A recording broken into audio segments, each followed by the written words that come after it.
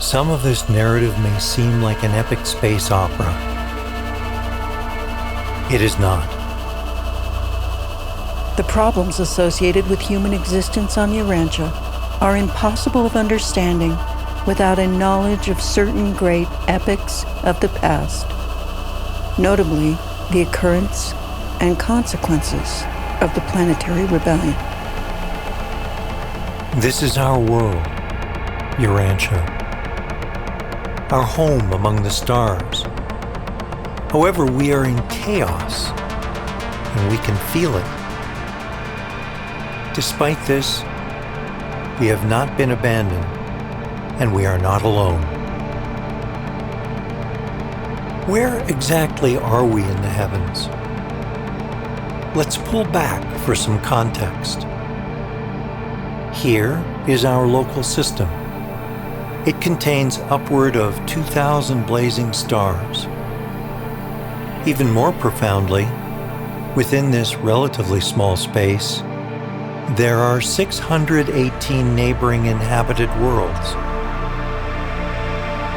Pulling back even farther, our local system is among 99 other similar systems that comprise our constellation of Norlatiadek.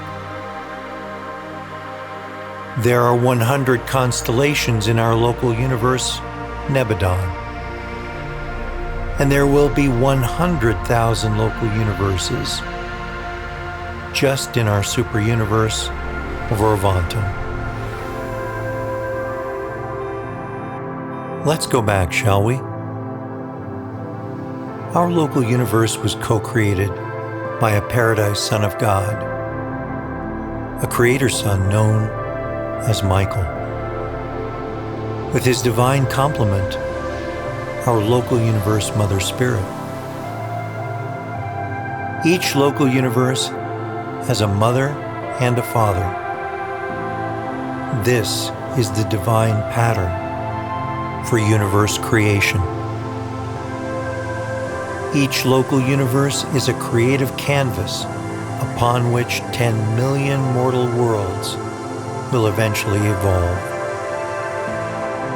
The organization Planetary Abodes is still progressing in Nebadon, for this universe is, indeed, a young cluster in the starry and planetary realms of Orvanton. At the last registry, there were 3,840,101 inhabited planets in Nebadon. And Satania, the local system of your world, is fairly typical of other systems. As part of this process, evolutionary life was implanted on our world about 550 million years ago. And will dignity beings, humans, have existed here for well nigh 1 million years. Human evolution and celestial education of the people here was proceeding quite favorably until 200,000 years ago, our world and others local to us were led terribly astray.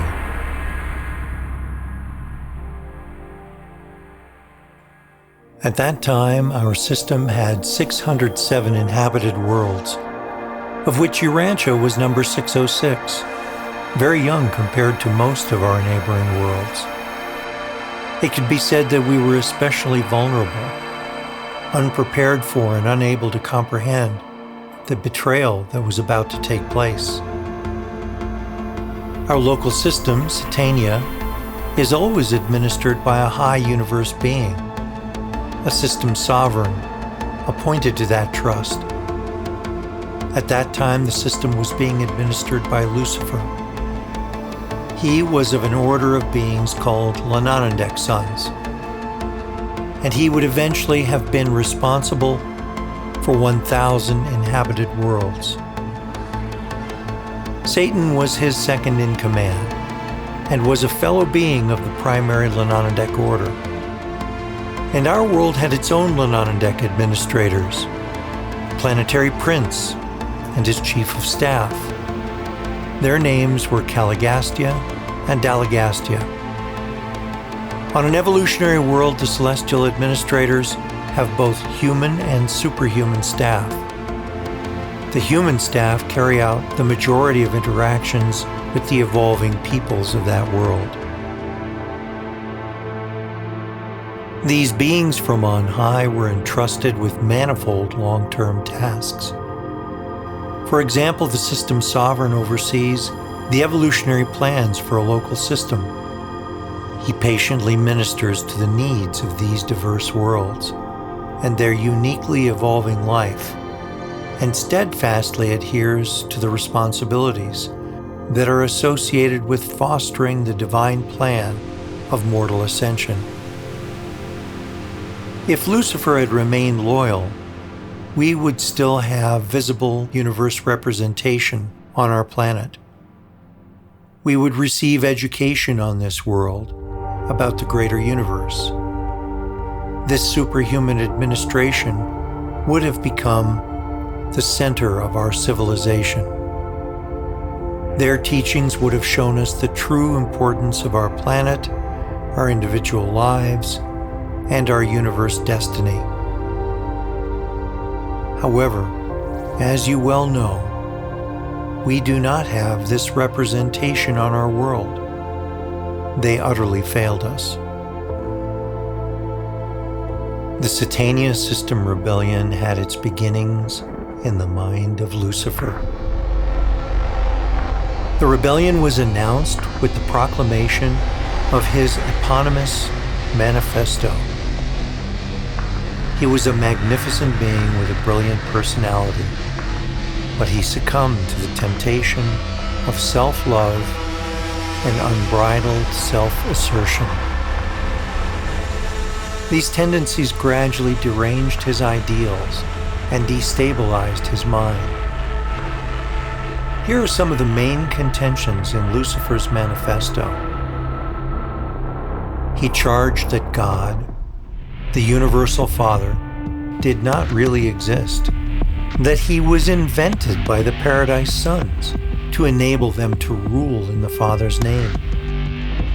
Lucifer denied that personality is a gift from the Universal Father and intimated that high ascendant mortals were in collusion with the Paradise Sons to foist fraud upon all creation. He contended that the local systems of inhabited worlds should be autonomous.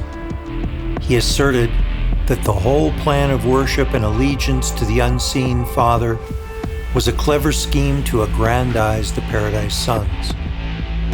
Most bitterly did he attack the Ancients of Days as tyrants and usurpers, calling them foreign potentates who unjustly interfere in the affairs of the local systems. He exhorted his followers to believe that none of these rulers could do anything to prevent complete home rule if men and angels only had the courage to assert themselves and boldly claim their rights. He contended that all beings would live eternally if only they would declare their independence and prevent the executioners of the Ancients of Days from functioning in the local system. He attacked the entire plan of mortal ascension, alleging that it was unethical and unsound, and led only to a destiny of pure fiction. Lucifer's charges were sweeping, terrible, and blasphemous. And it was with such a declaration of liberty that Lucifer launched his orgy of darkness and death. Lucifer betrayed his sacred obligations. He surrendered to the sophistry of spurious personal liberty. He rejected universal allegiance and fraternal trust. He destroyed his faith in God through self-deification. And most terribly of all, by the time his plans had developed to the point of disillusionment, no doubt he had gone too far for his original and mischief-making pride to permit him to stop. He used sophistries and the brilliance of his personality to persuade others to join the rebellion and follow in his path of self-delusion.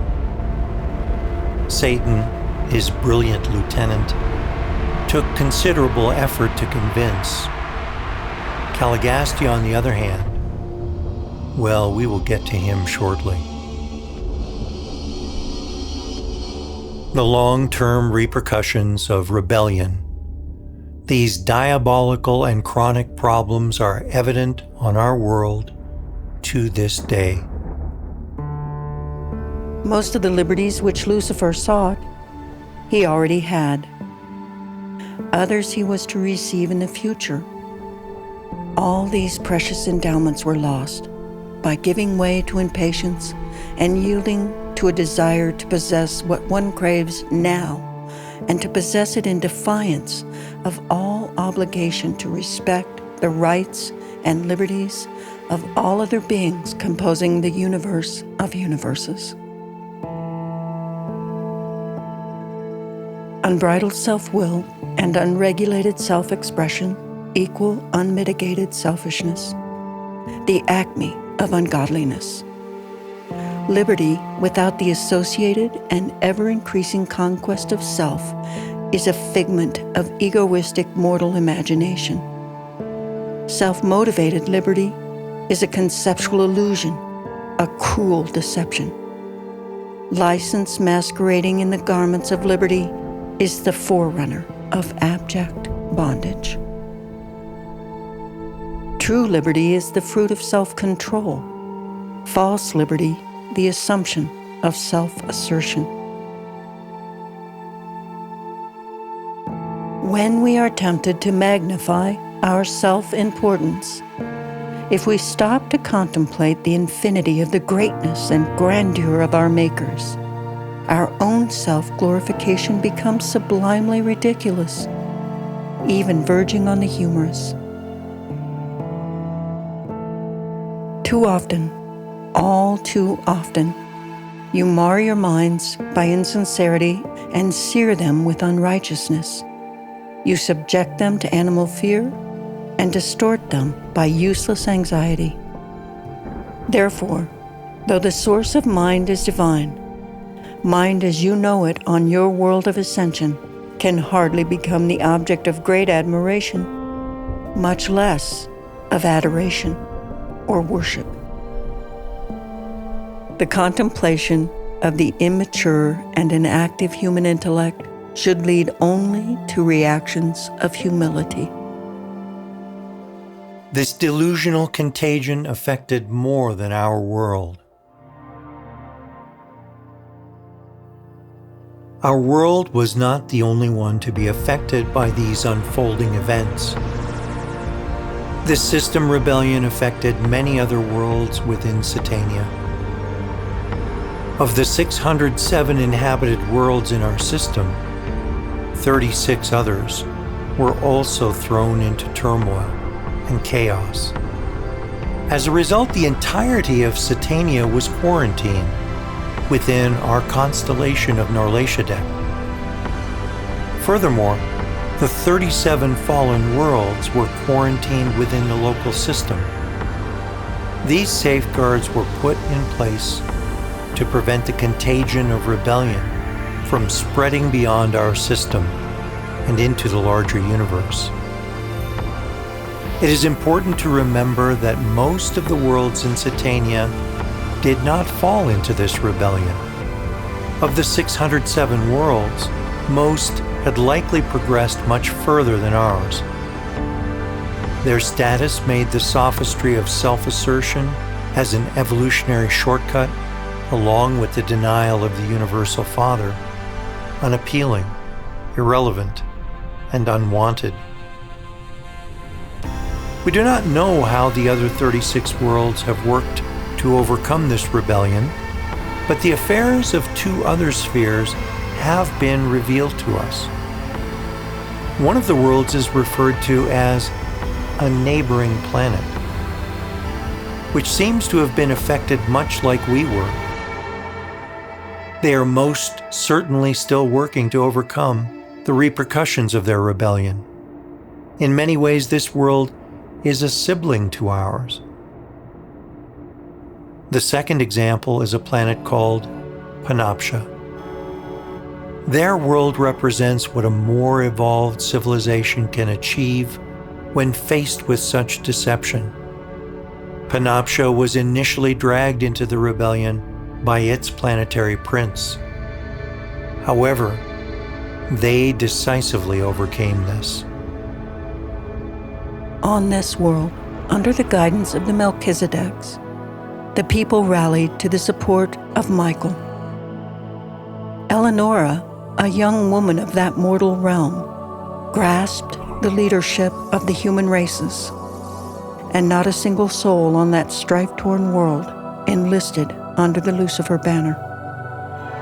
Back on our world, Caligastia, our apostate planetary prince, was willfully promoting this rebellion. Jesus said of Caligastia, "He whom you call the evil one is the son of self-love, the high administrator who knowingly went into deliberate rebellion against the rule of my Father and his loyal sons." The repercussions of this upheaval and its iniquity are experienced on our world to this very day. Caligastia's insidious loyalty to the Lucifer rebellion caused enormous evolutionary setbacks on our young world. Throughout this period, Caligastia was advocating the cause of Lucifer on Urantia. The Melchizedeks ably opposed the apostate planetary prince, but the sophistries of unbridled liberty and the delusions of self-assertion had every opportunity for deceiving the primitive peoples of a young and undeveloped world. This was not our fault. Many seen and unseen beings that were working for the evolutionary progress of our world also fell into sin and confusion. This further exacerbated the confusion here, and our world descended into chaos. However, all was not lost. There were heroes who stood loyal to Michael and the unseen Father in the very face of this rebellion. One such hero was Van, the Steadfast. Van was wholly devoted to the work of ministry to his loyal army of men, midwayers, and angels.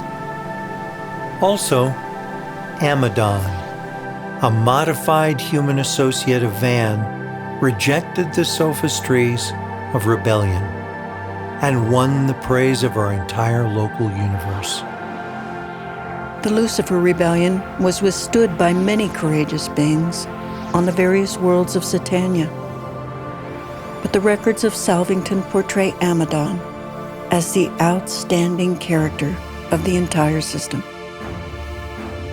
In his glorious rejection of the flood tides of sedition and in his unswerving devotion to Van, they stood together unmoved in their loyalty to the supremacy of the invisible Father and his son Michael.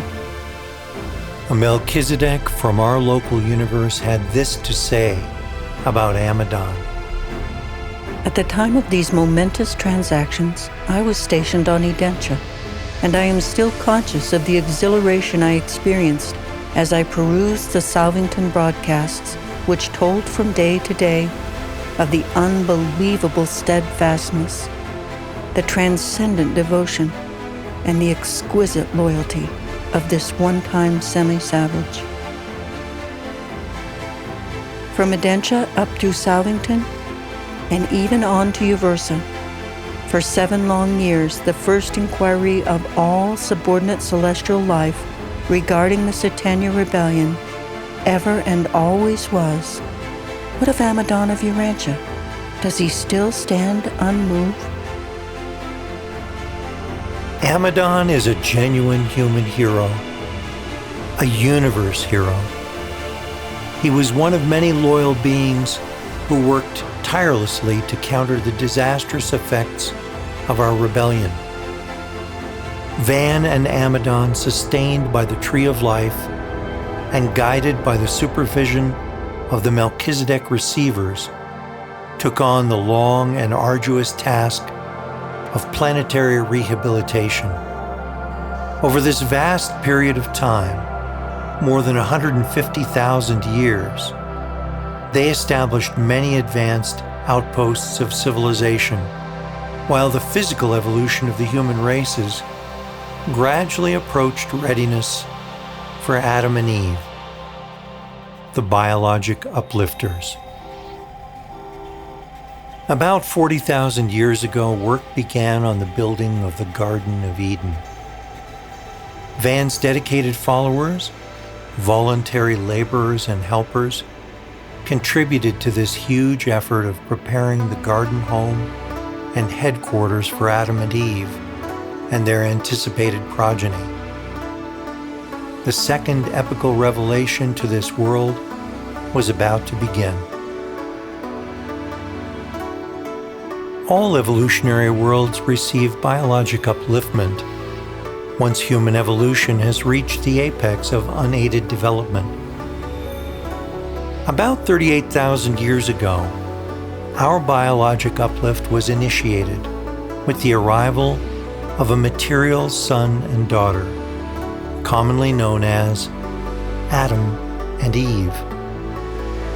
While even normal worlds are challenging, the perils on our world were enormous, owing to the lack of social and cultural development and the active opposition of our apostate planetary prince. Our Adam and Eve had been thoroughly trained for these exigencies and repeatedly warned of the dangers they would face on this world, thrown into the turmoil of rebellion. No atom of planetary service was ever set down on a more difficult world. The obstacles seemed insuperable, and the problems beyond creature solution. Despite their best efforts, after a little more than 100 years, the cunning Caligastia managed to completely derail their mission and brought it to a default. Even so, evidence of this partially successful Adamic mission can be found in the discoveries of current anthropology and archaeology. The Urantia peoples are suffering the consequences of a double deprivation of help in this task of progressive planetary spiritual attainment. The Caligastia upheaval precipitated worldwide confusion and robbed all subsequent generations of the moral assistance which a well-ordered society would have provided. But even more disastrous was the Adamic default, in that it deprived the races of that superior type of physical nature, which would have been more consonant with spiritual aspirations. Notwithstanding these two devastating setbacks, we are not abandoned. Many spiritual resources and personalities are mobilized to assist with the work of overcoming the consequences of these unfortunate failures in the past administration of our planet. We can be certain that while we are dealing with extremely difficult and complex problems, this world will, in due course, find its way back into good standing with our loving and well-ordered universe.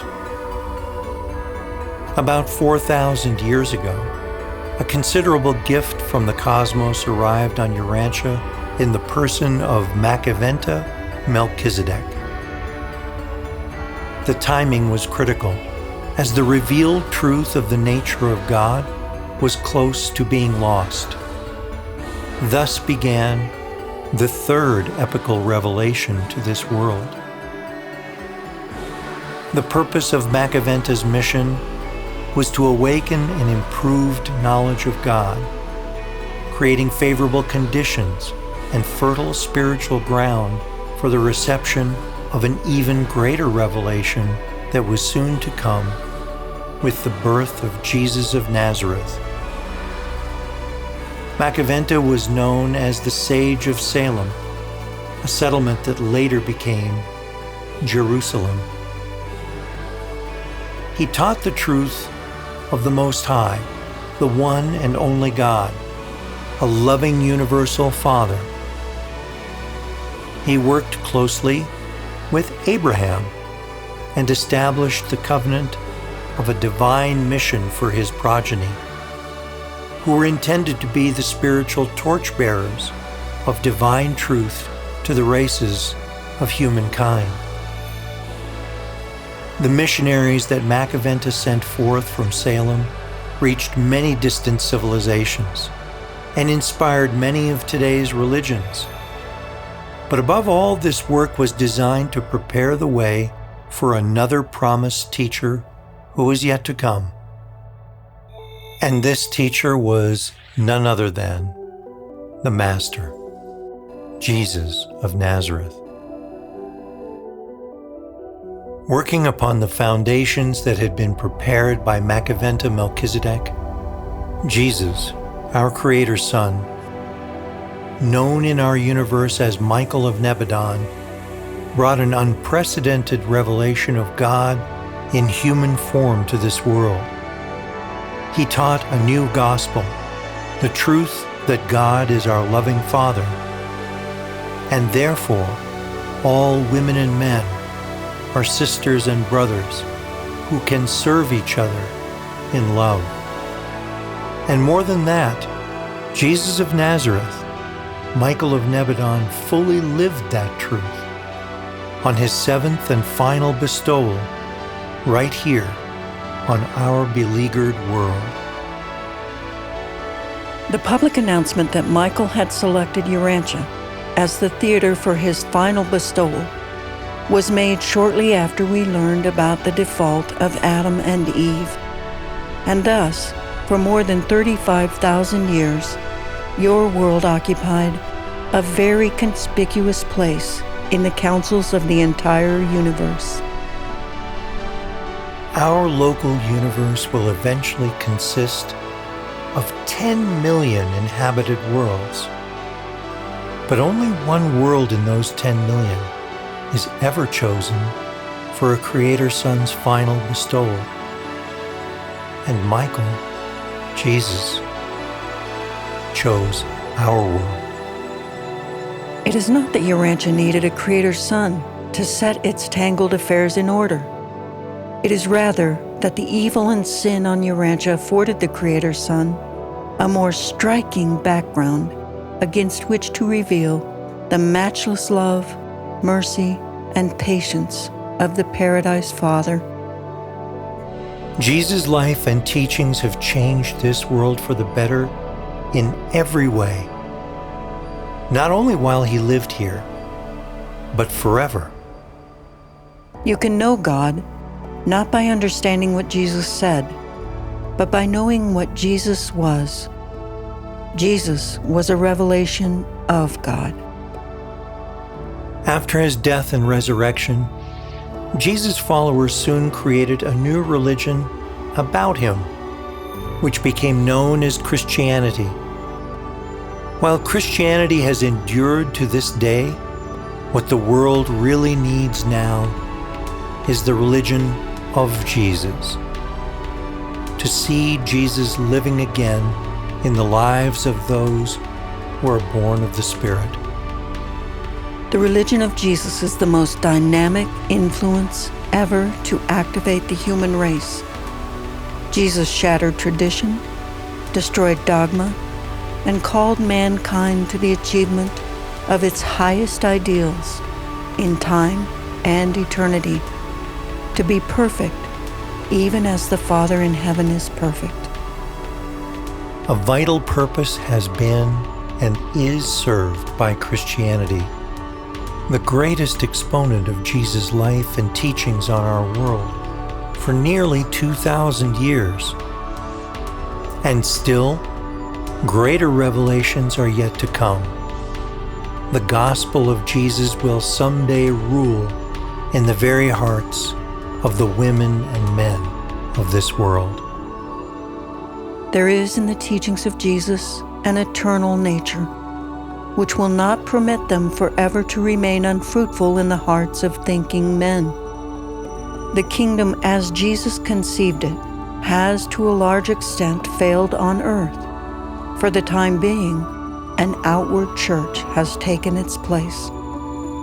But you should comprehend that this church is only the larval stage of the thwarted spiritual kingdom, which will carry it through this material age and over into a more spiritual dispensation, where the Master's teachings may enjoy a fuller opportunity for development. Jesus' life was a new revelation of human-divine partnership that captured the attention of our entire universe. As Jesus had promised his apostles, the completion of his bestowal on the day of Pentecost would be followed by the outpouring of the Spirit of Truth, his Spirit presence to this world. From that day forward, the indwelling gift of the presence of God has also been bestowed upon all human minds. For 2 millennia, these powerful spirit gifts have been inspiring the increasing momentum of spiritual awakening on our planet, forging a greater and greater curvature towards the light. While this may not always be apparent from our limited human perspective, this progress is always moving forward, regardless of contrary forces and apparent setbacks. Evolution may be slow, but it is unerringly effective. Distorted interpretations of Jesus' life and teachings were the inevitable result of inaccurate and incomplete human records. But our unseen celestial friends have dedicated tireless efforts during the intervening centuries to the work of preparing for the reception of the 5th epical revelation, the Urantia Book. 1900 years would pass between the times of Jesus and the publishing of the Urantia papers. Our world needed this time to evolve the necessary conditions for the reception of this new gift of revealed truth. Even now, the world at large is still not yet ready for this revelation. But interest is growing, and the time of greater reception is drawing ever nearer. Numerous translations and online availability have made individual study of the Urantia Book a possibility for all who so choose. The Urantia Book offers a replete and beautifully written narrative of the life and teachings of Jesus that corrects the errors in past records and greatly clarifies the true meaning and spirit of Jesus' teachings. It clearly explains the complex history of our world and reveals our place in the cosmos. It teaches us that the universe is friendly, mind-made, and personality-managed, and that God is love. It also reveals the myriads of beings and agencies who are working to realign our planet with the greater universe around us.